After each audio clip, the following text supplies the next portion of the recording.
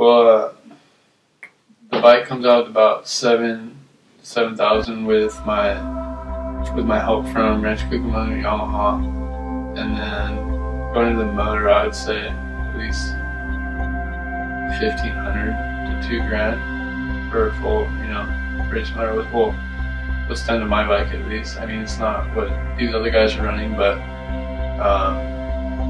just cams and exhausts and all that good stuff. And then you got your controls, your handlebars and everything.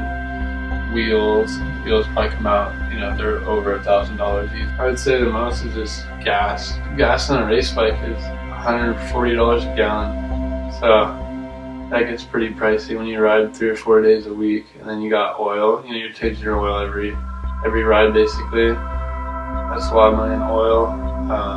Tires, burn through tires. I don't get tires at a very good deal. So aside from getting my bike there, I have to buy a Supercross license.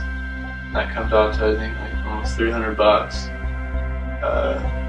Entry fee, that's $200 an event. So that's not easy also.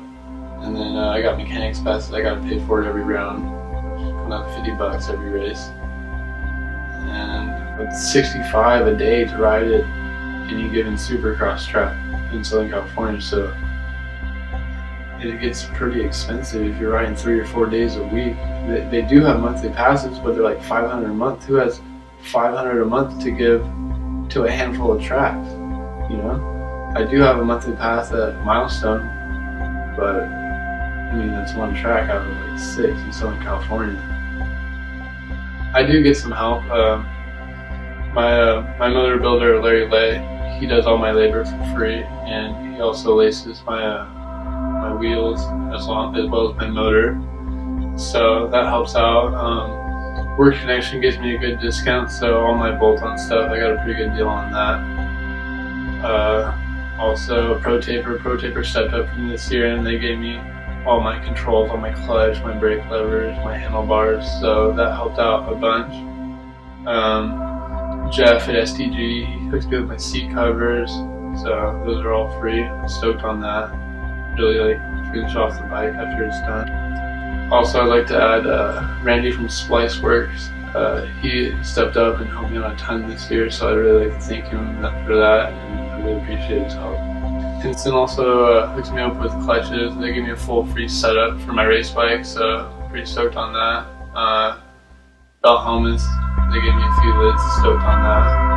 Other than that, there's not too many freebies. I don't have a gear sponsor at the moment, so I'll be running my own gear at A1. All these out-of-pocket costs, they're coming from my family.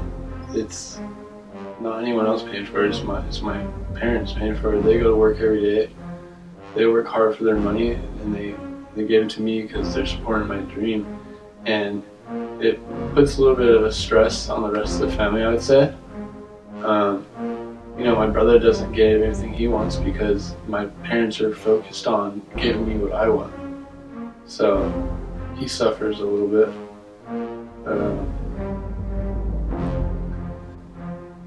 I go to the track every day is usually by myself. I don't have anyone out there helping me. I don't have a mechanic to go to the track with me. I have friends that go and they pit work for me, and I'm stoked. I love it. That's totally cool when they come, but they can't make it every day. They got jobs and lives and school also.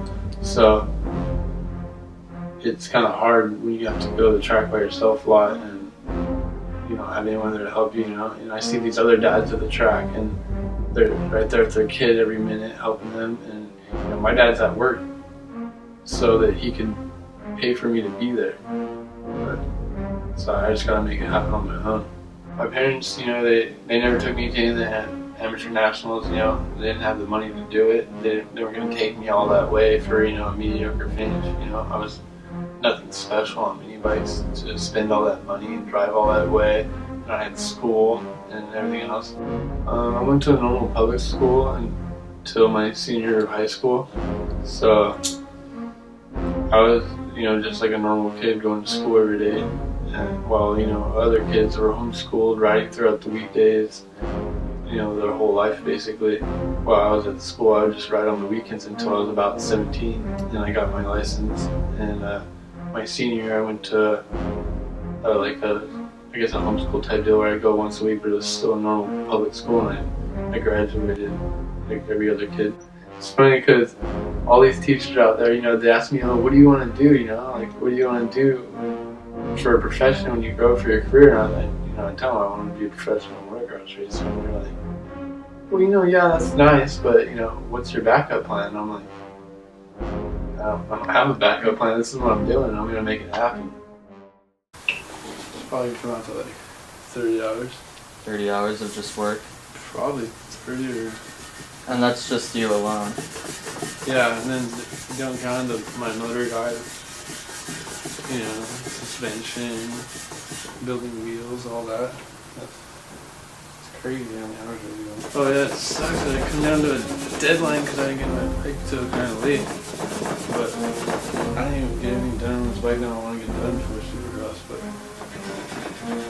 I have to do. If like I learned anything from like people flaking on me is that I realize how they do things, and it helps me just push that much more just to do it on my own, you know?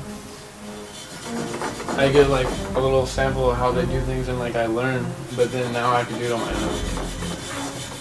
Like I didn't know how to do this like a month ago, 2 months ago, but now I can totally train a bike, and just because I don't have help that I learn these things. When my bike's done and I'm sitting there and I'm looking at it, like I know that I built it and everything on that bike is like done with my own hands. My goal this season would just to be probably make every night show and get in as many minutes as possible. I'd like to make every main, but it's my rookie season. We'll see how it goes. Just want to say thanks to everyone that helped me out this season. I really appreciate the support. I wouldn't be here without them.